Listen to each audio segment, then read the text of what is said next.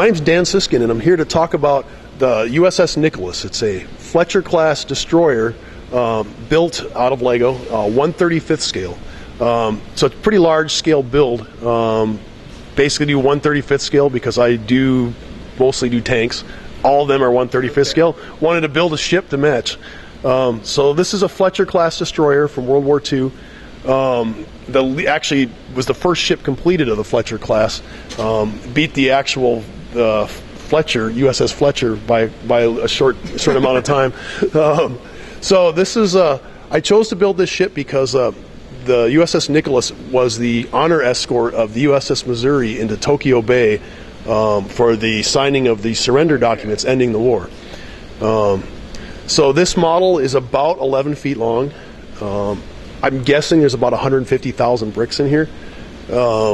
It's traveled around extensively. It doesn't travel well. This is my warm-up build. I was going to build the USS Missouri, and I wanted to experiment. I never built anything this big with this sort of like hull shaping, and wanted to see how well it traveled, how well the construction was going to work out. Learned a lot of lessons in this ship. It's gone in a couple car accidents or near car accidents, and it's had to be rebuilt several times. So. Mm-hmm. Yeah, and it's a really great chip, and I noticed you got the lighting on there. Sure. And are these minifigs custom that you made yourself? They are, but you can't tell. They're wearing life jackets, but they are custom printed figures. Here, I can pull one apart here. So if I can get them off the ship. Here, I'll take one of these guys. So, kind of have the luxury at Brickmania when we want to get our own guys printed. We actually get a local pad printer to do it, but. So these are custom printed U.S. Navy sailors, so U.S. Navy dungarees. This is actually our first generation. We have a newer version of it out now.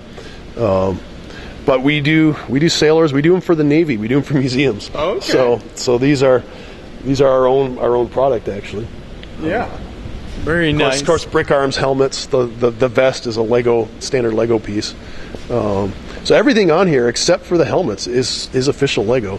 The lights are not, though. They're from Brick Stuff. I have to mention them because they graciously gave us the lights to light the ship up and program the Morse code and the signal lamp for us. Mm-hmm. So yeah, and those lights make it really just that much neater. When you see those. Sure. We have lights. We have a whole bunch more lights we're going to add to this. So all the other things that you see on here will all light up. There's eventually.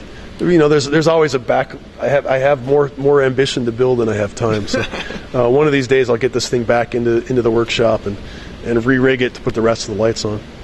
Okay. And what's the inside of this like as far as kind of the upper areas? Is there a lot of just support pieces in there? You didn't build any of the actual rooms or anything like that? No, it's just kind of built on a frame. Okay. I learned my lesson. Built this one. It's a Technic frame, basically the same way like a snake or something works. It has a central spine, central keel, and then ribs that come around. I learned the hard way that's not a good way. Maybe works in steel, but it doesn't work in Lego that well. So. Yeah, and it looks like there's what, about 4 or 5 sections this comes apart into? This is built in 4 sections. I've learned the hard way. You have to build to doors and vehicles. If you can't fit it through a door, probably shouldn't build it. Yeah. And if you can't fit it in a vehicle, you can't take it with you somewhere. So. Mm-hmm. Got to make sure you can take it around and display at shows and things. Yeah. So this one's, I think there's 4 sections of about 3 feet each. Okay. And what's the toughest part of putting together a ship like this for you? Is there little details that you like to put on, or how's that work for you? Well, this one, the toughest part is to get that deck to slope. So you have bricks going in multiple directions. So the deck is sloping. It's the hull is curved. And it's starting, just from traveling, it's separating. So making it structurally sound and keeping all the right shapes, that's the hardest part. Mm-hmm. The little details are the fun parts to do. Those are fun. They're easy, and I usually don't get to do that until after the main components are done. Yeah. Okay, well that's really neat. Thanks for taking us through that. Oh, you're welcome.